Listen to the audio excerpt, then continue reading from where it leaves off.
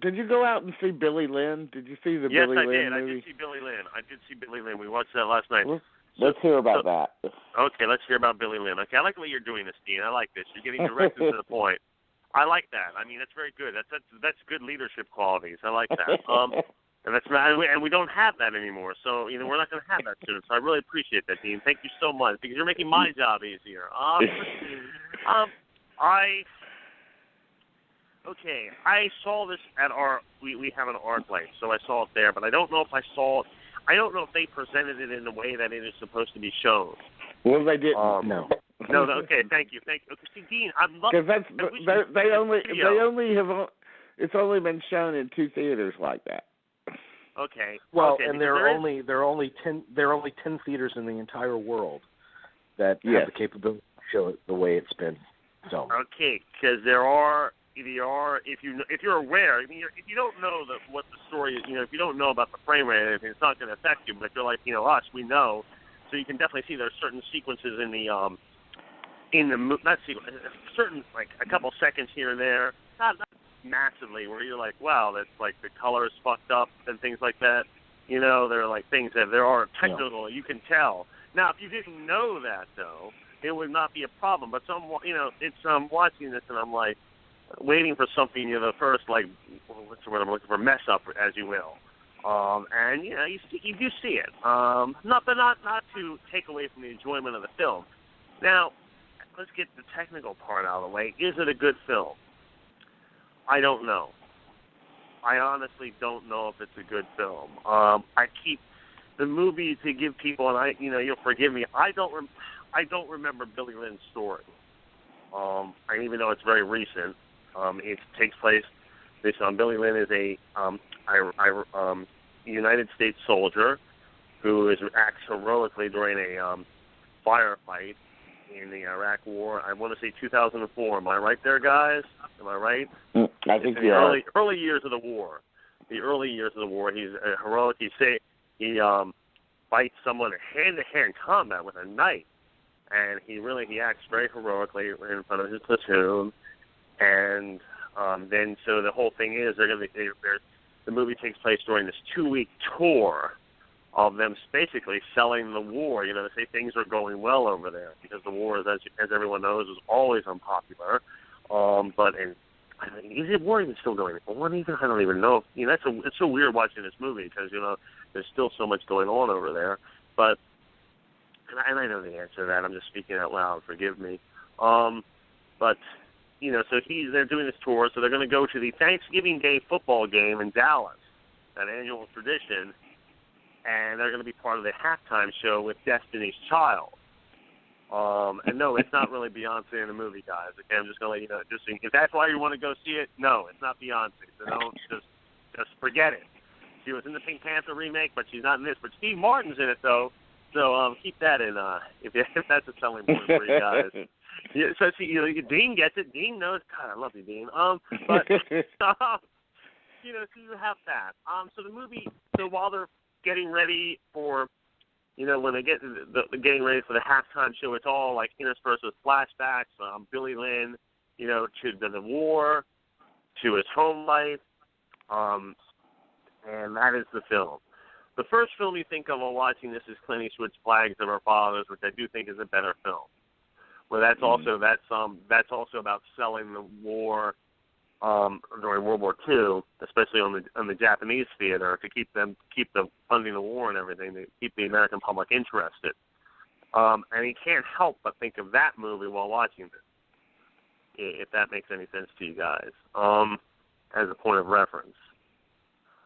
Is it a good movie? I don't know. I'm 24 hours out of it, and there are parts I like. I think the performance by, is it Joe Alwyn is the actor, newcomer? Alwyn, yeah. Alwyn, thank you.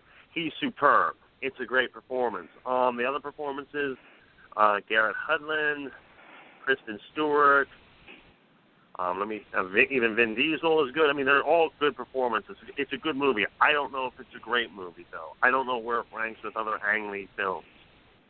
I really don't. And I know that this movie has gotten a very mixed reception. Yeah, I know some people say, he's finally made a terrible movie. And, No, not that. Yeah, I know you don't feel that way. I was just saying about other critics.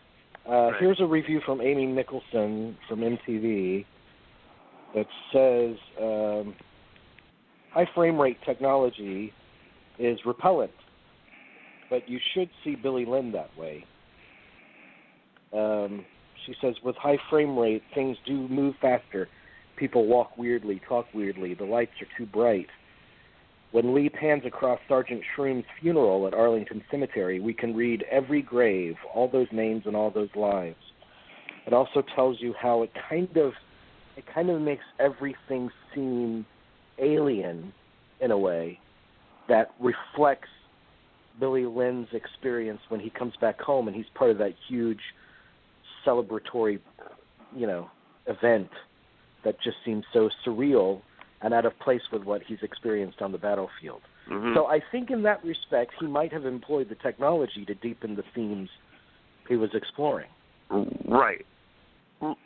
Let me say something, because I do like the movie. I just don't know where it ranks with other Ang Lee films. I think there was a sense in the Hurt Locker where Jeremy Renner really couldn't wait to get back out there, out into the, back to leave home and go back out to the war. I got a feeling towards the end because I also thought, well, what is good is when you actually get to the halftime celebration, it's surreal, and you can tell. This is where I think the frame rate, maybe the crystal clear, very clear image, that they're all very disturbed. They can't believe what's going on because they all feel that there's something very sick here. There's something very sick going on here. We've just been over there. We just lost our buddy. We've seen men die, and you guys are over here. So I think what it does do, especially in the second half of the film, shows the disconnect that we've talked about many times on the show with other movies. The disconnect of what's going on over there and here. So I think that's you can't. I hate to say it, but you actually feel there's almost they can't wait to leave the country, if that makes sense. You get that. Yeah. That I think that point is made very clear by the end of the movie. Billy Lynn really actually feels more at home in Iraq than he does here. Yeah, but I thought that was brilliant. That part. I mean, all of those are worthy themes, but what really interests me about it from a filmmaking standpoint is we were all wondering why a drama like this for 120 frames per second, 3D, immersive, it seems odd. But when I read this review from Amy Nicholson, it kind of it made me think, oh, okay, there was a thought process behind employing this specific technology to deepen the experience of what they were trying to express. And that got me excited to actually try to see the movie in that format, which I'll never be able to do. That underlines the kind of, well, I mean, I'm sorry to say it, but I think it was a stupid idea to employ some kind of technology that is neither affordable nor available for 99.9% of the viewing audience to see. Well, I don't understand seldom, because somebody has to be first. And very seldom when it comes to technology, when it first comes out, it is unaffordable to most people. But then the more common it is, the more accessible it is to them. I mean, well, here's the problem now, though. Here's the problem now. Nobody went to go see it. Do you think they're going to be able to do another one? Nobody went to go see it. It's a dud. It isn't. Okay. I only know. Generally, hold on a second. Generally, no one wants to see these post-Iraq War movies. We had one that won Best Picture that still hasn't grossed more than $20 million. Right. Mm-hmm. People just didn't want to see this movie. I mean, I myself, when I saw the trailer, I was like, yeah, doesn't look that good. And I'm sorry, doesn't get me excited. And And just all this talk about the frame rate and everything is just a bunch of noise. Because I mean, yes, someone needs to be first, but I don't know. I mean, does it really matter? I mean, would it have been better for him just to try and? Has anybody really tried to use 3D in an unusual way? I mean, they really haven't. No one's really plumbed the depths of pardon the pun, but plumbed the depths of 3D in terms of really truly telling a story and utilizing its effects in an intelligent way and less of a. Well, I hear what you're saying, but we will see a lot more of 120 frames per second in 3D in the future. Especially if James Cameron gets a hold of it, and if James Cameron gets a hold of it, it will be a lot more accessible because he'll demand that it be that way. But at the same time, I mean, I think this might be a case where the technology can actually, in Ang Lee's case in this film, the way it sounds, the technology actually might have been capable of adding another layer of meaning. And, you can say that technology itself is cold or whatever, but how filmmakers employ the technology determines how profound it is. And I think maybe that's what he was going for.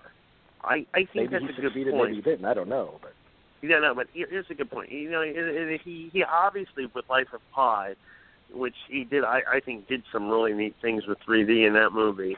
I think he is obviously very interested in. Because this is a guy I know we've talked about recently. This is a guy who's made a lot of very interesting films in his career. I do think he's made a lot of really. He's probably made one of the best movies about the Civil War, in recent memory, Ride with the Devil. I think when he returned to Chinese language cinema with less caution. I think he's done a good job. And let's not forget Brokeback Mountain. I know, Dean, that you're not crazy about his recent work, and I understand that, and I respect that opinion. But I do think that this guy is on to something, and when he's good, he's very good. And he's certainly trying to do something. I think that Billy Lynn just seems like, I think it's a worthwhile attempt, but it just seems like you said it best. People just aren't interested in this subject matter. American moviegoers are just not interested in the Iraq War when it was going on, and especially after it's really out of the public discussion in that sense. So war movies are a tough sell unless they're Hacksaw Ridge, and even I don't even know how that's doing. So they're just antithetical to what people normally spend their money on and go out for a night out to see. Yeah, well, people just don't like. I think people think of it as, I guess, being lectured is what I call it. So that's always problematic. Although there's not. Well, they just find it unpleasant. They don't generally want to see anything unpleasant. It's going to be a downer, no matter which way you cut it. Well, all right. And in truth, I mean, a lot of the horror movies they see, the movies themselves are unpleasant, but it's more the experience of screaming with an audience of overreacting people. Right. That makes it seem like a fun ride for them, No, of course. No, I understand that. Yes.